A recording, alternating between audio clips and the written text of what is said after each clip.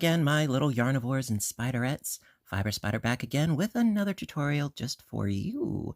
And today we are going to cover the continuous join as you go granny square blanket. Yes.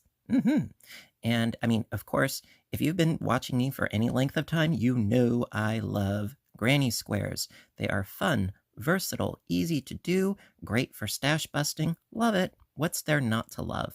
And with this technique, it's even easier.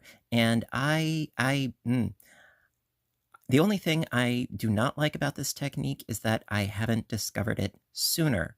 Yeah.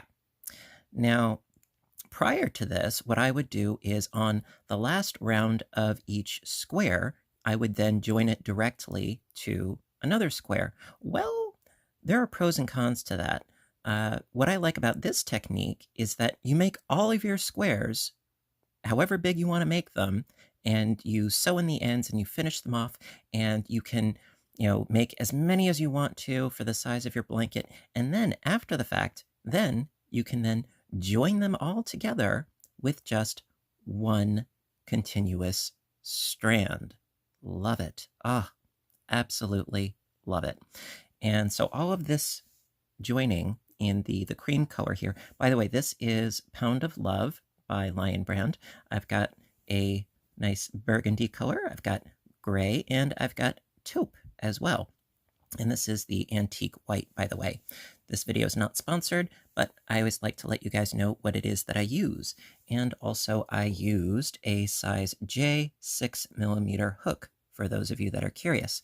So basically what this boils down to is, yes, you make all of your squares first, and then with one strand, of course, you are going to need quite a bit of that one strand for doing all of your joining. You just connect all of them.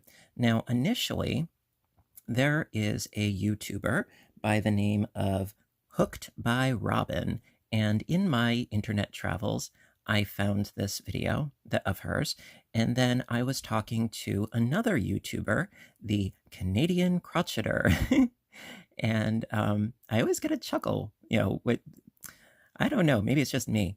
And apparently she came up with an alternative route to the one presented by Hooked by Robin.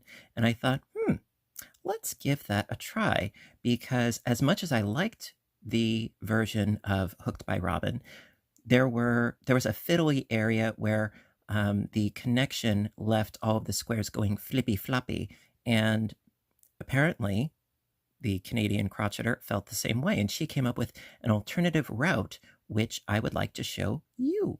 Now, also, it doesn't matter what size your squares are. Now, these are done with 4 rounds, 1, 2, 3, and 4, and then they're all connected. Now, as an example, I did this piece as well. This is just a little sampler piece where I started with single round grannies that I then did the continuous join as you go method. So it really doesn't matter how big your granny squares are. The technique works regardless. So if you want to do an ultimate stash buster blanket and do single round grannies and then do the continuous join as you go, great. Awesome. The only thing is, of course, that if you are going to go into mega stash busting, I can't stress this enough, be sure that you are using the same weight of yarn and the same material of yarn. Otherwise, there will be differences. Okay, so what we're going to be working with today, I have some squares already made up using, again, Pound of Love, and we're going to join these together. Now, for the sake of brevity, I'm going to just put a link in the description box down below where I have a tutorial on making granny squares. Now, these in particular, there are a lot of different techniques involved, but the only real thing with these is in between your clusters, 1 chain space, and in your corners, I like to do a total of 3 chains in my corners. And if you do that for these particular grannies, this join as you go technique will work out just dandy. All right. If you use no chains and fewer chains, you may need to make some adjustments to the technique. But that being said, I am going to put in the description box down below a link to the video by Hooked by Robin, as well as a link to the Canadian Crocheter's channel. Thank you so much for showing me this alternative technique to a technique that I really like. You know, as far as the alternative path, really thankful, really appreciative.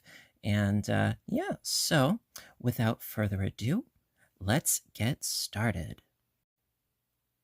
Alrighty, so first things first, this is me redrawing the drawing that the Canadian Crocheter had sent to me.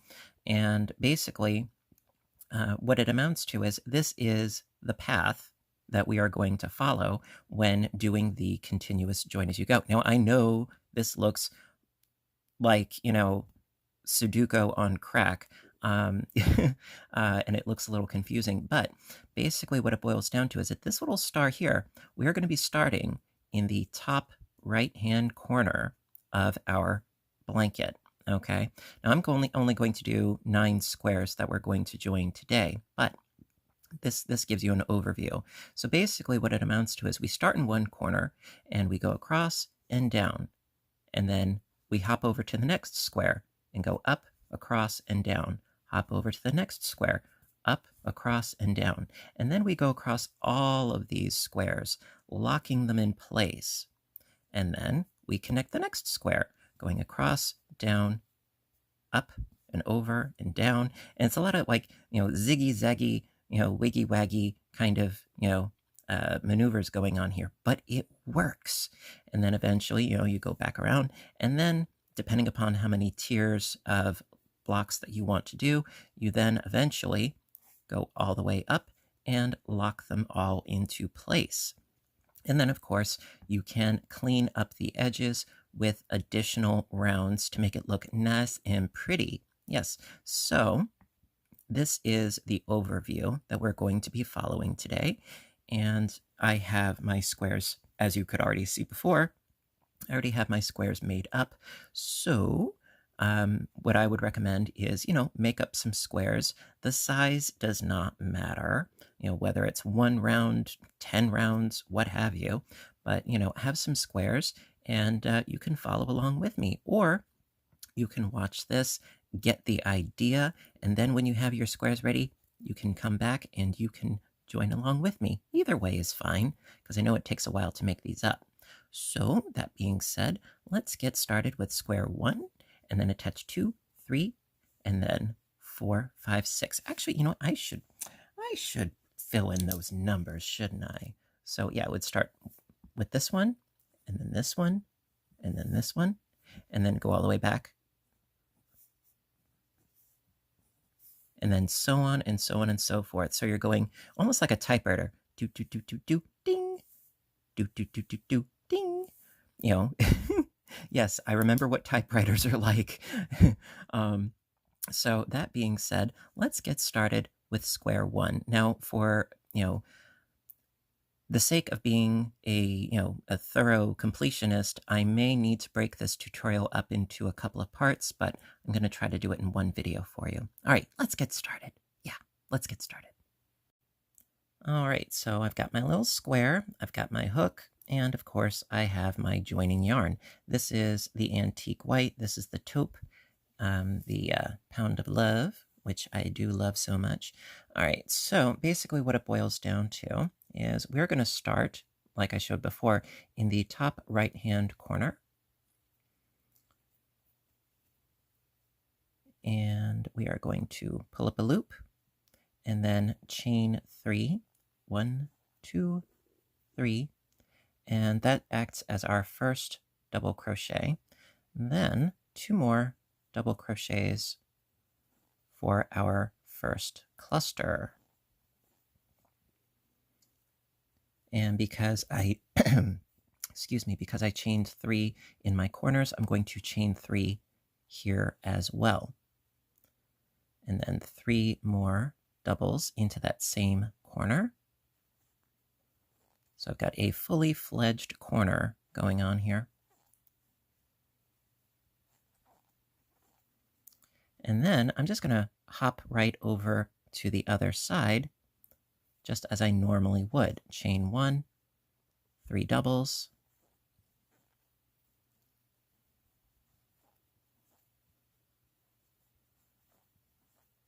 chain 1, and then reach the corner. So it's 3 doubles, chain 3, 3 doubles. So I got my 3 doubles, chain 3, 3 more doubles,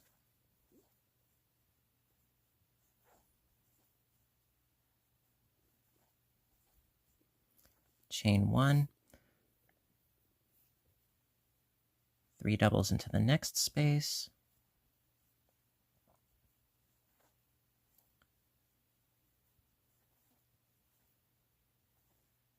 chain 1, and then into this space, we're only doing half of the clusters. We're only doing 1 cluster, so just doing 3 doubles,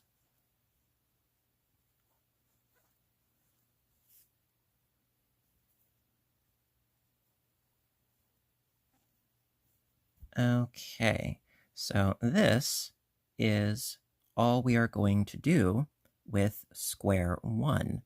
All right, and then going to pick out square 2, and we're going to join that one. Alrighty, so to join square 1 to square 2, I left off by doing my 3 doubles, just the 1 cluster, and right now going to chain 3, and then we're going to take our other square. Now be sure that your squares are both facing right side up, okay? Can't stress that enough. So they're both facing right side up, and I did my cluster, and I chained 3. Now, going to go into the corner of this square here and do 3 doubles.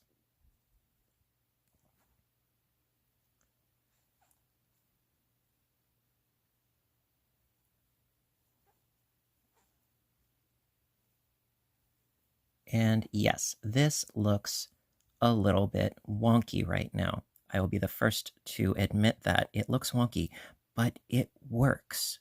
Okay, so right now what we're going to do is, as we work this side, we're going to be joining it to this side.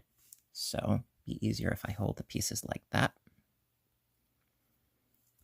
Okay, so we have this chain, which, do not worry, this will work itself out when we do the next pass. So basically for now, what I'm going to do is, after doing my 3 doubles in here, we do a slip stitch into this chain space right here, connecting them.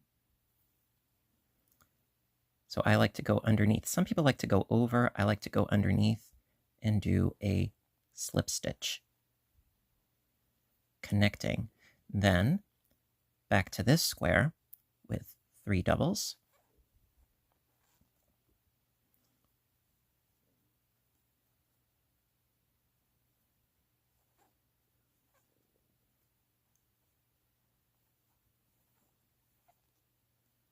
And then slip stitch to the taupe square into that chain space. And then back to the blue square, 3 doubles into that corner space.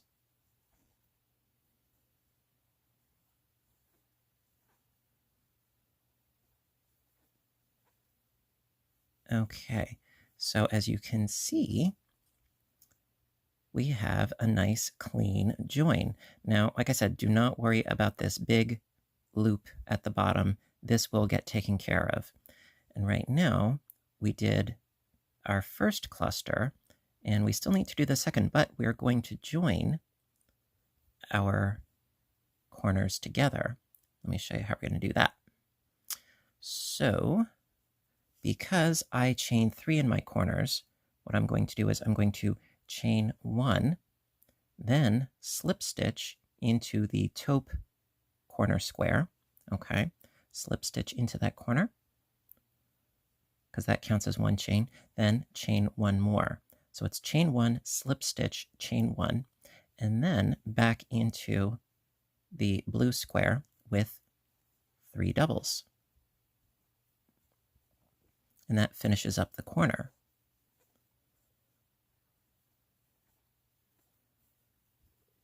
Da da da dum. Dum dum dum. Yeah. And then we're going to continue on our way across the blue square and turn the corner and go down the side just as we had done with the taupe square. So it's just 3 doubles, chain 1, 3 doubles, chain 1, and then into the corners, 3 doubles, chain 3, and 3 doubles. Easy peasy lemon squeezy. And then going down this side. So I did my 3 doubles, chain 3, 3 doubles, chain 1, then into that space, 3 doubles.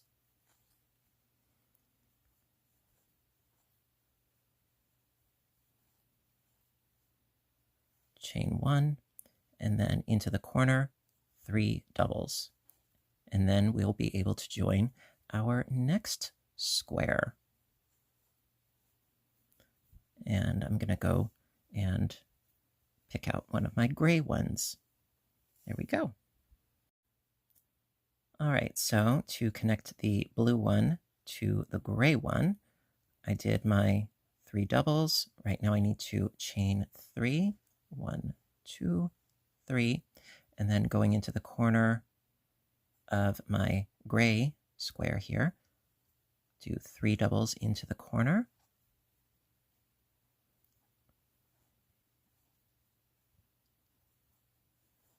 Like so.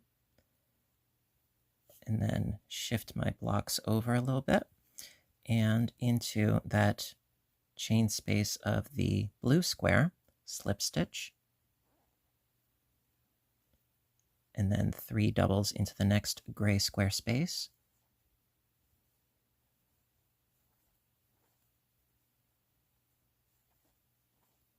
And then slip stitch into the blue square again. And then 3 doubles into the gray square. Just sort of going hippity hop back and forth.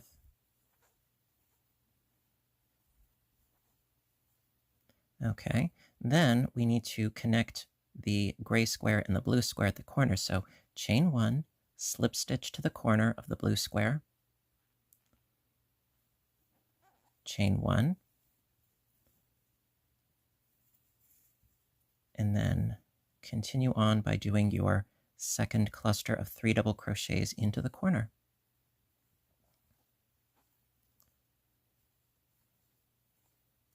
Ta-dam! So easy, I love it. And then continue on going across the top of the gray square and then down the side.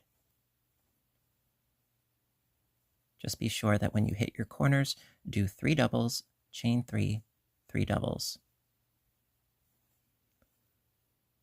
Chain 3, and 3 doubles.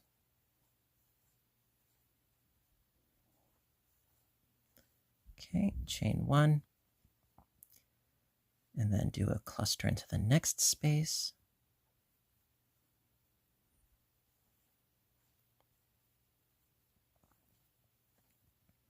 Chain 1, and now, because for this example I'm only doing 3 squares wide, this will be the width of your blanket or what have you, whatever it is that you're actually making with your squares. This will be the width, okay? So now, because it's not going to be any wider, what I'm going to do is I'm going to finish this corner. So I'm going to do my 3 doubles,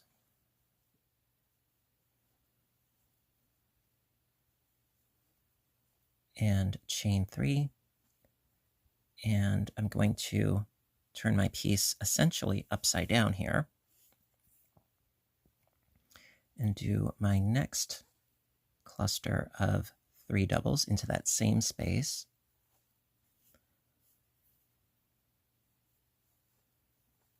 Okay, and we are going to work all the way across this is the bottom edge, because this will be our top edge. So this is the bottom edge of our piece. So right now what we're going to do is we're going to work all the way across the bottom.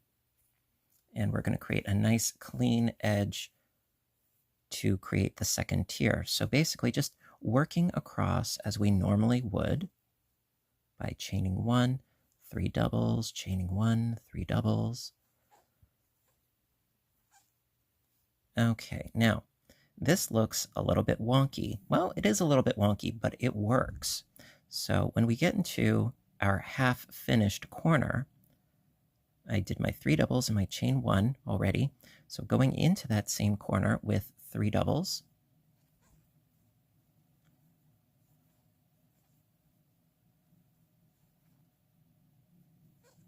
okay, then chain 1, slip stitch into the chain 3, chain 1, and then do 3 more doubles into this corner.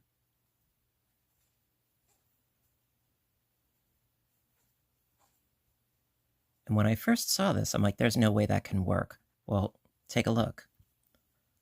It works. I honestly, I was like, no, that can't work. No, it does. It has a nice smooth edge to it. Will wonders never cease?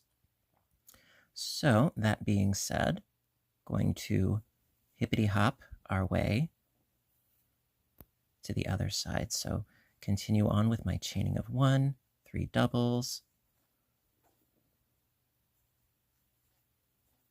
chain 1, and then we're into the next corner. So again, 3 doubles,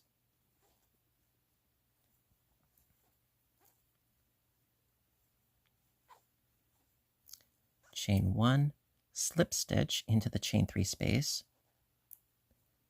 chain 1, and then do our next group of 3 doubles into this corner.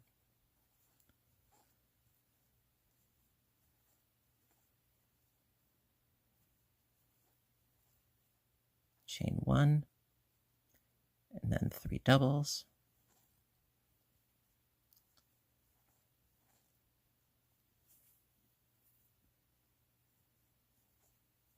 chain 1, and then into this corner, only do half of your corner. So after chaining 1, just do 3 doubles and leave it at that. All right, now this, as I said before, this is actually the bottom. So I'm going to now flip it right side up again, because this is our upper right-hand corner. This is where we started from. And now this is where we're going to, from here, we're going to actually now continue on by creating the second tier of squares. Now let me just sort of pan my camera out a little bit so you can see what it is that we've accomplished. And I love this technique. Yes, I do. Very, very much so. Alrighty, my dears. So for the second tier, I'm going to do a second video because I don't like to rush these things, and it's already, 20 some odd minutes, and I can only really do, like hour-long videos. So that being said, going to do the second tier in the next video. I'm going to put it out practically immediately after this video so that you guys can follow along. Hope that's all right with you guys. And it's really because I would much rather be thorough than try to rush through things and be confusing, because I'm all about clarity. So that being said, I hope that you're enjoying this so far, and stay tuned for part 2 of the continuous join as you go granny technique, which I hope you like it as much as I do. And if you are enjoying this, give a little thumbs up button down below. And, I appreciate your appreciation, of course. Also, like I said, this was inspired by Hooked by Robin and tweaked by the Canadian Crocheter and, further tweaked by me because I even did some further tweaking after what the Canadian Crocheter had shown me as far as some of the corner bits. But the pathway, that is the Canadian Crocheter's. And, so it's sort of an amalgamation of things. So that being said, I hope you have a really great day, and I will see you soon in the next video. And so stay tuned. Yes. And until next time, I want all of you to stay inspired, stay caffeinated, stay stitching, and stay safe. I love you guys, and I'll see you in my next video. Bye for now.